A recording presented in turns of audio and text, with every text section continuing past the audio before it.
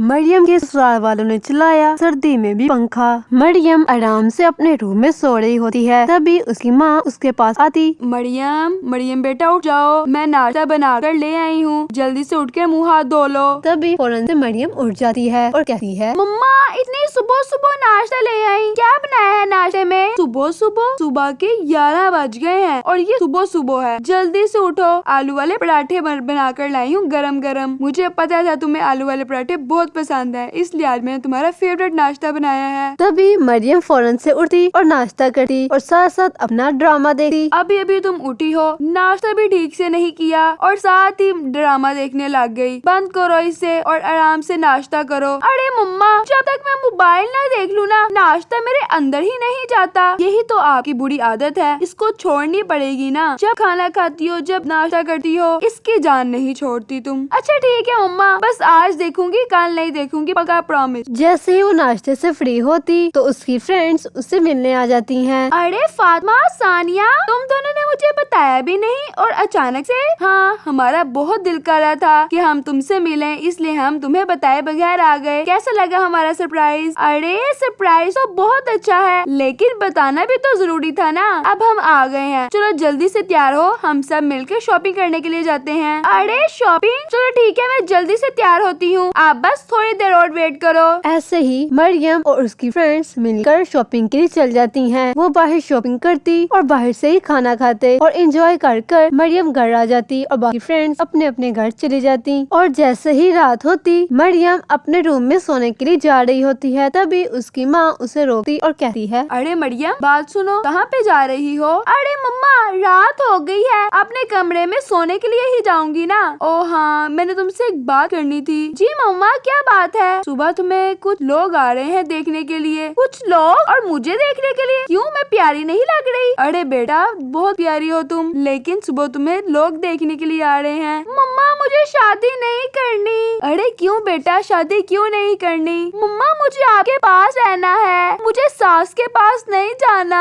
अरे बेटा, शादी तो बहुत जरूरी होती है, एक न एक दिन तो तुम्हारी शादी होनी ही है ना, आज या कल, इसलिए कल तुम्हें लोग देखने के लिए आ रहे हैं। प्यारा सा रेडी होकर जब मैं कहूँ नीचे आ जाना। ठीक है मम्मा, आ जाऊंगी। अब मैं चली जाऊँ सोने के लिए? अरे हाँ, चली जाओ। सुबह हो जाती है और रिश्ते वाले आ जाते हैं और मरियम को पसंद कर जाते हैं। ऐसे ही फिर इनकी तैयारियां शुरू हो जाती हैं और कुछ दिनों बाद ही इसकी शादी हो जाती है। शादी होकर जब ये अपने ससुराल जाती, वहाँ पर जाते ही देखती, उफ अल्लाह, आज तो बहुत ज्यादा सर्दी है, लेकिन इस घर में एंटर होते ही कुछ ज्यादा ही सर्दी हो गई है। क्या करूं, मुझे तो बहुत ज्यादा सर्दी लग रही है। यहाँ पे तो माँ जी भी नहीं है जिसे मैं कह सकूं।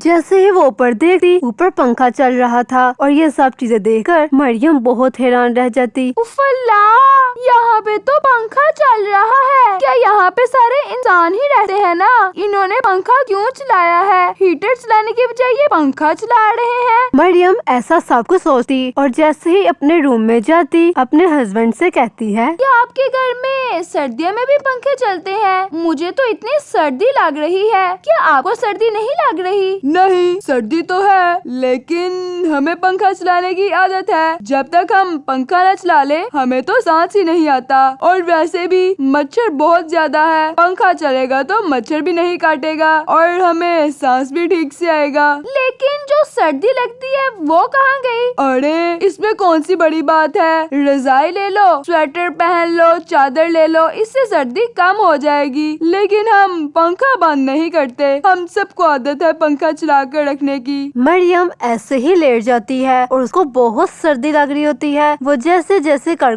रात गुजारती और जैसे ही सुबह होती, बाहर जाती तो फिर पंखा लगा होता और अपनी सासू माँ से कहती है, अरे बेटा, उठकर आ गई, चलो जल्दी से पहले रसोई बना लो, हम सब इंतजार कर रहे हैं तुम्हारा। जी माँ जी, मैं अभी बना कर लाती हूँ। आप मुझे बता दें क्या क्या बनाना है और चीजें कहाँ कहाँ पड़ी हैं। और बेटा, मैं तुम्हें बता देती हूँ, बेटा तुम्हारे ससुर को हलवा पूरी बहुत पसंद है और साथ मुझे कौरमा बहुत ज्यादा पसंद है। जी माँ जी, ठीक है, मैं आपके लिए ये बना देती हूँ, लेकिन मुझे बहुत ज्यादा सर्दी लग रही है, क्या आप ये पंखा बंद कर देंगी? अरे नहीं नहीं बेटा, अगर मैं पंखा बंद कर दूंगी मुझे सांस ठीक से नहीं आएगा। लेकिन माँ जी मुझे तो सर्दी लग रही है। अरे कोई बात नहीं बेटा, तुम्हें आदत हो जाएगी इसकी, लेकिन पंखा बंद नहीं होगा। वो इतनी सर्दी में नाश्ता बनाने चली जाती है, लेकिन किचन तक पंखे की हवा आ रही थी, जिससे उसको नाश्ता बनाना बहुत मुश्किल हो गया था। और नाश्ता बनाते हुए कहती है,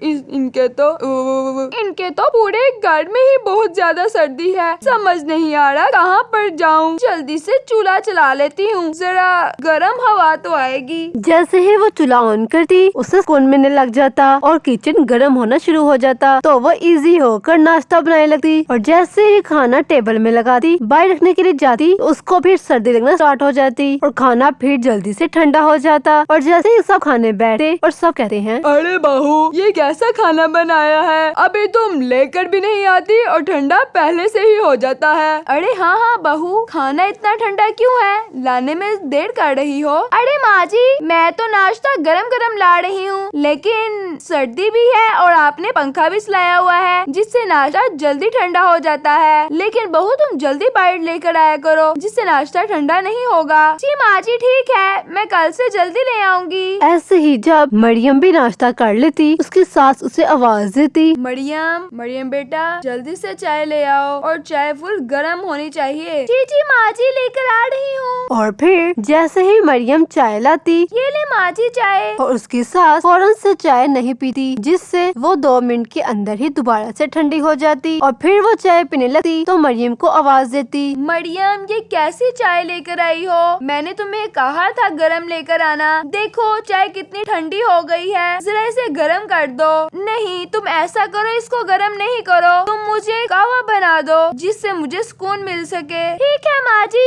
ऐसे ही मरियम किचन में कहवा बनाने चल जाती है और गुस्से से कहती है, पता नहीं किनके साथ पाला पड़ गया है, एक तो इतनी सर्दी, ऊपर से पंखा चला कर रखते हैं और इतने काम, जैसे बहू की जगह नौकरानी लेकर आए हो। अब मैं इन्हें कहवा बना कर दूंगी, थोड़ी देर बाद आवाज आएगी, मरियम जरा कहवा गरम कर दो।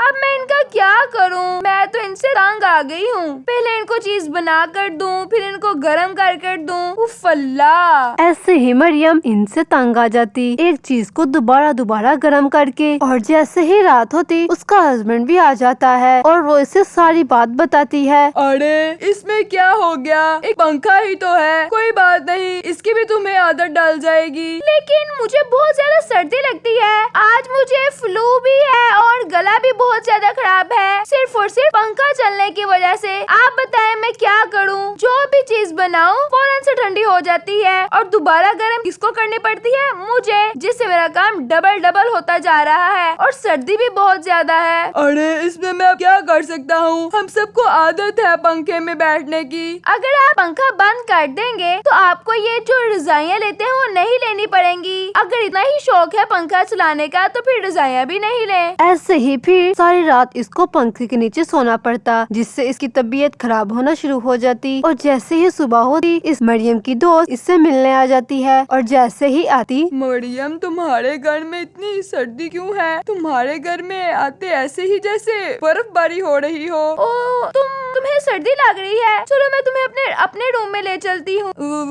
मरियम तुम्हारे घर में ये पंखे क्यों चल रहे हैं? अरे तुम्हें सब बताती हूँ, तुम पहले मेरे रूम में तो चलो। और जैसे ही वो इसको रूम में लेके जाती और सारी बातें बताती, इसकी दोस्त आगे कहती है, अरे मुझे लग रहा है तुम्हारे ससुराल वाले सारे साइको हैं, साइको। सर्दी में पंखा कौन चलाकर बैठा है, मेरा तो यहाँ 1 मिनट के लिए भी गुजारा नहीं हो रहा और तुम यहाँ पर कैसे रह रही हो, मुझे तो समझ नहीं आ रही। अरे मैं क्या कर सकती हूँ, मैंने तो बहुत कहा अपने हस्बैंड से, लेकिन उन्होंने मेरी एक बात नहीं मानी। चलो तुम यहाँ पर बैठो, मेरे रूम में तो पंखा नहीं चल रहा ना, अभी मैं तुम्हारे लिए गर्मा गर्म चाय लेकर आती हूँ, जिससे तुम्हें सर्दी नहीं लगेगी। ऐसे ही वो उसके लिए चाय बनाने चल जाती है है, चाय लेकर आती और ये दोनों बैठ के चाय पीती और बहुत सारी बातें करती। लेकिन इसकी फ्रेंड से यहाँ रहा नहीं जा रहा था, वो जल्दी से यहाँ से चली जाती है और इसकी फ्रेंड यहाँ से जल्दी चल जाती है और बाहर वाले लोग भी इन्हें बातें करते और कहते हैं, पता नहीं ये साथ वाले घर वाले लोग कैसे रहते हैं, पंखा चलाते हैं और पंखे के नीचे बैठते हैं, बाहर धुंध पड़ रही है और इन्हें पंखे लगाने के पड़ रही है। अरे हाँ हाँ, आप ही कह रहे हैं, हमें आगे सुकून नहीं मिल रहा, उन्होंने तो पंखे लगाए हैं। उनके घर जो नई बहू आई है, पता नहीं कैसे गुजारा कर रही होगी बेचारी। इस तरह ऐसे ही लोग इन्हें बातें करते